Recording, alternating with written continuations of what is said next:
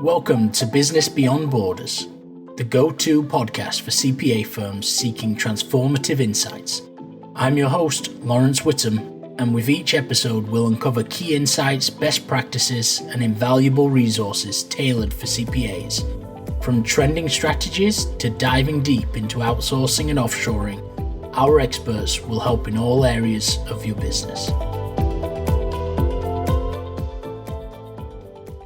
Hey everybody, and welcome back to Business Beyond Borders. So this is the first episode recorded in the new year in 2025, and we've got a lot of things kicking off in the accounting profession already, which is pretty fun and exciting, things that have just happened for the first time really in the profession. So I brought on one of the experts, Terry Putney, to help explore and understand a little bit about what's going on. And hey, Terry, thanks for jumping on.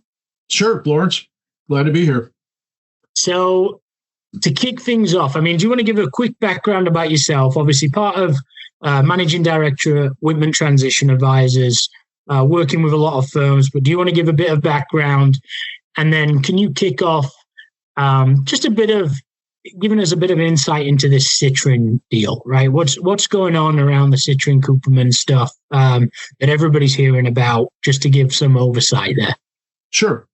So, Laurence, I've been involved with the accounting profession for a long time now. I actually got started in 1978, and I spent the first 20 years of my career with the second largest local firm in Kansas City. I was the managing partner for the last 5 years of that firm's existence. In 1998, during what was then, similar to what's happening today in some ways, but different in a lot of ways, was a consolidation craze that was going on. And there were three main players, American Express, CBiz, and H&R Block. We were the first CPA firm acquired by H&R Block in 1998 to start what became, within 15 months, RSM McGladrey, which is the successor to that now is RSM US, which is independent of H&R Block. But I spent about 6 years in the H&R Block and RSM world doing all their acquisitions. I was part of a 3-person team. And during that time, did about 40 acquisitions. For personal reasons, I left that organization in 2004 and started a consulting firm, Transition Advisors, with another individual who's now no longer active, Jill Sinkin. And we did, hundreds, maybe over 1,000 deals during the 18 years that we were together independent. And then in 2022, we merged the firm into Whittam Business Advisors and to form what's now known as Whittam Transition Advisors. And I've been with Whittam now for about 2.5 or over 3 years now. So, and I'm doing what I've always done, which is, involved with putting together mergers and acquisitions of accounting firms. I also do some work on internal succession strategies when firms are not ready to go to the market. They want to, but they still have some of the issues that firms that are in the marketplace looking for a buyer have, but want to try to solve that internally. So I do help put together plans like that as well. The Citrin deal, I think, is really, really important for several reasons. The biggest reason is it validates the business model, the whole strategy, the concept that was created when EisnerAmper and Citrin, almost back to back in 2021, decided to take investment from private equity. And, there was a lot of promise that gave. Obviously, one of the things was it took a whole different new approach to how you value accounting firms. The traditional ways that we've done it, which quite frankly undervalued the firms and were pretty much all buyer favored the buyer in almost every feature. The private equity came in and said, "What are you guys doing? That's not what these firms are worth." And acquired those two firms, two different private equity investors. Following that, not too long after that, was Cherry Beckert. And so, but there was a lot of uncertainty about what the long-term, benefits of this would be, whether this would really work. Quite frankly, the consolidation model really didn't work. And, one of the things that was, who's going to buy, who's going to be the second buyer? We understand the investment these firms have made, but they're planning to, flip them and find a new buyer for them. And will there even be a market? And what will that look like? And, everything that was projected at this time actually came to be true. Citrin grew from about 300 million in volume to probably close to 900 million now. I don't really know the number. I think the last number that anybody has any confidence in is 850, but I'm sure it's bigger than that now. They quadrupled the value of the firm, and from roughly 500 million to 2 billion, based on what we've been able to tell. The multiple on EBITDA went up from 11 to 15, and we're hearing that maybe the next deals out might even be higher than 15. So there's a tremendous amount of value that's been created and a validation of this entire business model. And I think that's what is really important to understand, is that there really is a long-term benefit, and this is going to pretty much alter the profession, I think. There's roughly 15 of the top 50 firms in the country that are now private equity backed, let alone all the firms that we think there's been somewhere between 130 and 150 transactions in the last 3 years. So it's a big change in the profession. And it must make an impact as well with that role being with BlackRock as well. Like that must give some impact to it being such a large private equity getting into this space and having the interest in it too, and showing that it's not just some of the smaller private equities. Because I've been seeing a lot of more small funds and things like that getting involved and wanting to get involved, but then there are some major funds now getting interest in it. Absolutely. I mean, that's a brand name. Everybody knows BlackRock, and everything up to this point. Now, these aren't necessarily small private equity firms, but they're not firms that are household names. BlackRock is.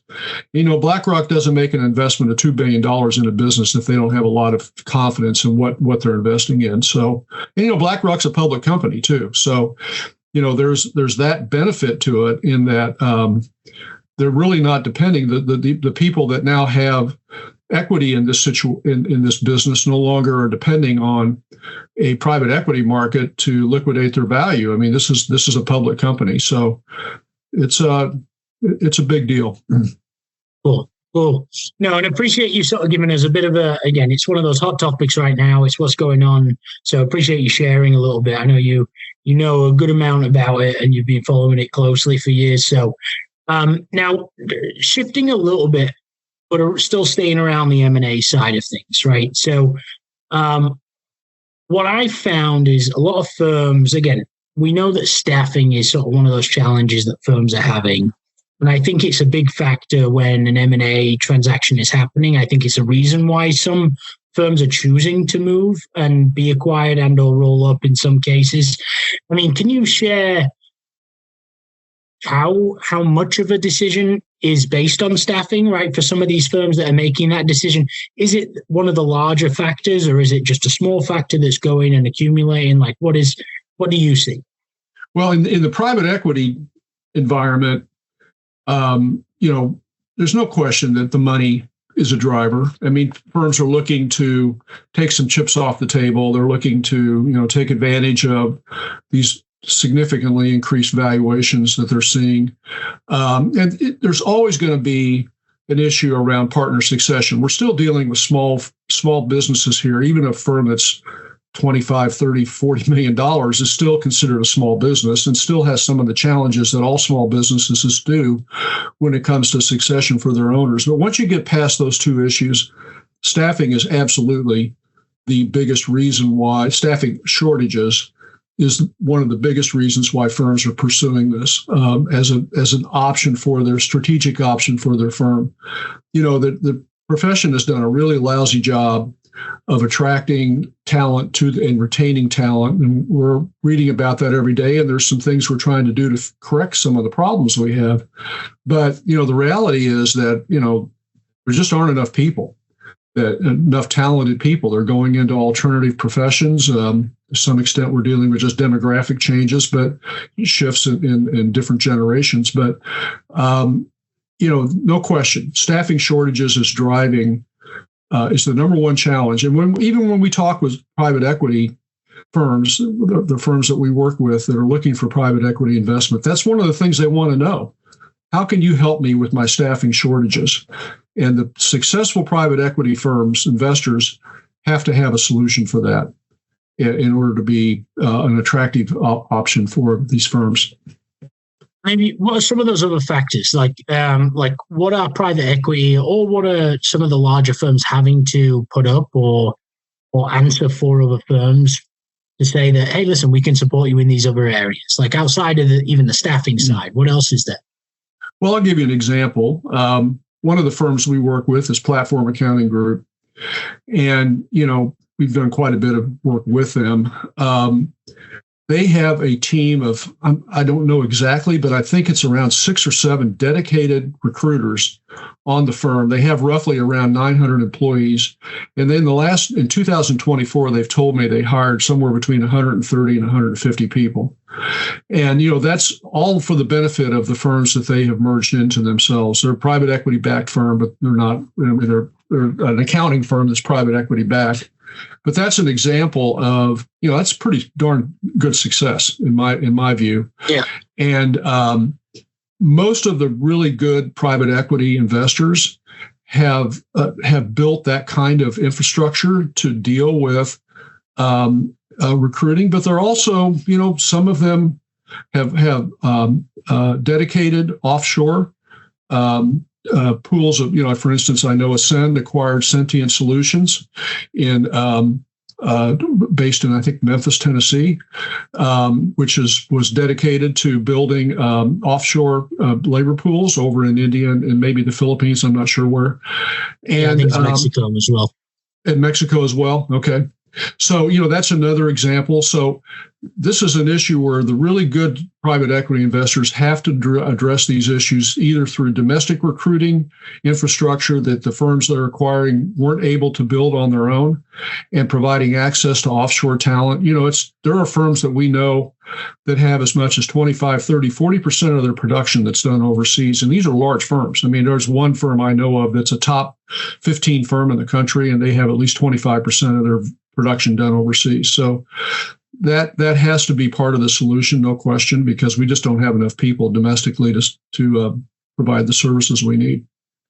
Now, have you seen it affecting valuations or being part of that decision as to, okay, if you are a firm with an offshore capability, or you've built a team offshore and you may be at 15, 20% of your team offshore, like, has that really been played into effect, or does it really just come back down to the numbers as to that firm is most likely more profitable, so the EBITDA is probably better in that sense as well, but has it been directly related to the offshoring in any case that you've seen?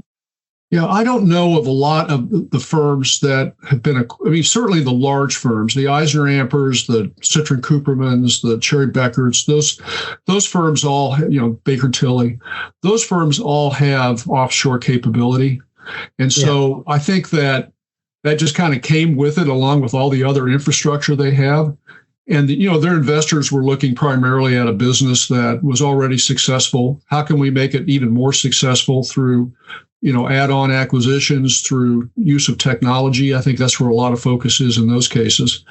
The smaller firms that are being acquired either directly by private equity or as a tuck-in to some of the firms that have been acquired, for the most part, don't have offshore capability. And we don't see a lot of that. I think that's, it's difficult, quite frankly, for a lot of firms that are, 10, 20, $30 million to have a really strong offshore labor pool. And that's one of the things I know, Laurence, you do, is you help firms of that size build that kind of infrastructure, because they found it very difficult to do on their own. They just don't have the expertise. They don't understand what they're up against. They don't know how to execute it. And so in a lot of cases, we're not seeing that. And I can't say that it's actually been a focus of any of the acquisitions where they say, well, these guys have an offshore capability, they're worth more to us. I think like you said, it's mostly about the profitability that's what creates the additional value. Yeah, and that leads very well into sort of my next point around sort of what strategic considerations do you emphasize to some of the firms that you're advising, right, when they are getting into an M&A transaction, and meaning from the perspective that again, a lot of the times when it comes to building offshore teams, right, they struggle with the culture side of things, right? They struggle with really making it a business model, right, and making it a successful business model, right? But I think there's a lot of firms and a lot of M&A that's gone on that hasn't worked out very well for different reasons, right? Now, what is it that you're able to help with or advise on for a lot of these firms that are getting into it to make sure that they are in the right frame of mind, are prepared to actually roll up into a company in a lot of cases? What are some of those key considerations to think about? Well, I think the key thing is understanding that, these firms that are going to invest in your firm in an acquisition like this are not looking for you to stay the same. You need to be open to the fact that they're going to try to improve. They're buying you as a platform for creating improvement to drive higher profitability, to make you a faster growing, more profitable firm. And one of the things you need to be ready to do is to embrace the fact that in most cases will probably involve offshore labor. And some of the firms that we have worked with who are just dead set against doing that are finding that they're not an attractive candidate. We don't do offshore now. We don't like it. We don't want to do it. We're never going to do it. Okay, you probably just eliminated maybe 3/4 of the firms that might be interested in talking to you, maybe more. And so you have to be open to the fact that, we're not making this investment so that we can just sit back and clip coupons. We're trying to make you into a better business. And one of the things that you need to be willing to understand is that's going to involve probably different ways of operating in terms of labor and also different technology. So I think that's what you're getting at, is that, you've got to understand that you've got to be open to all the things that are going to make your firm better and more profitable and faster growing. Yeah, and I think that piece of technology, right, and AI, and they are going to be looking into that. They're going to be wanting to plug it in because they're going to want to make things more efficient. And again, at the end of the day, they're coming in with seeing multiple firms and how they do it. So you should be willing, if they're saying, hey, listen, this is the technology we should be using because we can actually bring down that time, right? It's going to be something you have to put in place at the end of the day, right? So there will be quite quick changes that are implemented, right? I talked to a firm yesterday, the CEO of one of the larger private equity firms, and he told me that they're introducing an AI-based technology into their firms, and they expect the results to be as much as a 30% drop in the amount of labor required to do the work. So, and this is something they're in the process of doing. This isn't like a futuristic sort of, I think an aspirational thing. This is something they're actually executing right now. So, that's an example of kind of what some of the opportunities are here. Cool. And now, what about what we should expect from the future? Really, from the next few years, I feel like everything changes very, very quickly right now in the profession. Like, honestly, from year to year, there's very new things happening. But what are you seeing as we see more firms being rolled up, right? Going through M&As, more private equity getting involved in the profession.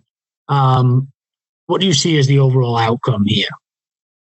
It's hard to see that this is going to slow down in the near future. Obviously, there's only so many top 100 firms that there's only 100 of them that private equity can invest in. So at some point, we're going to reach kind of a saturation point when it comes to building large platform firms. But I do think that the fundamental difference that's going to happen, and it's going to happen both within private equity and the firms that are trying to compete with private equity and not be invested into by private equity, is the shift from what's now called the partnership model to a corporate model. And what that means is that in the partnership model, we basically are running the business for the benefit of our partners, for using the partners to provide all the capital. The partners provide all the key personnel. They provide most of the management team. And it's quite frankly a very limiting way of operating a business. If you look at, every successful large business, it's not run that way.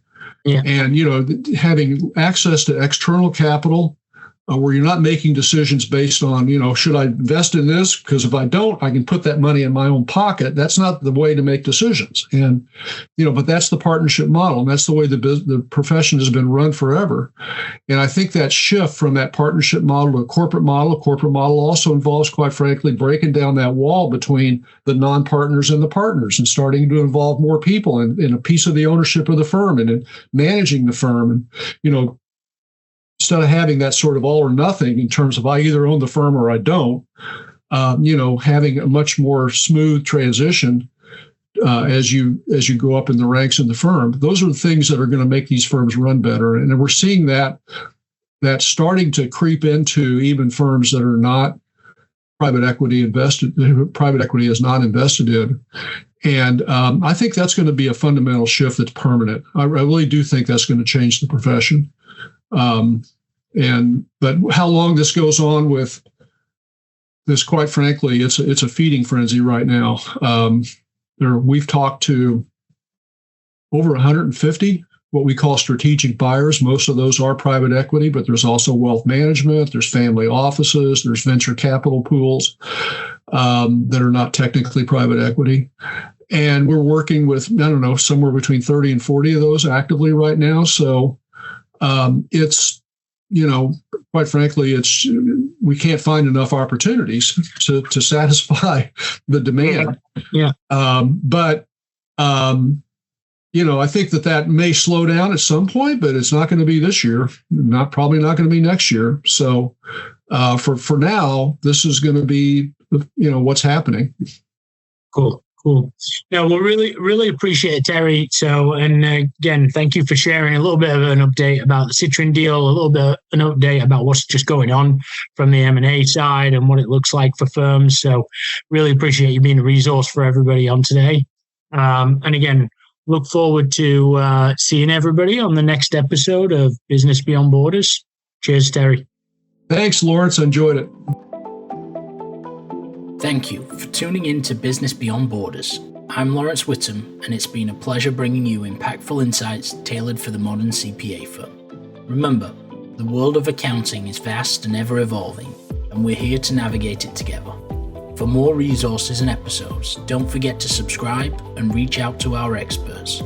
Until next time, keep pushing the boundaries of your business and explore the limitless possibilities beyond borders.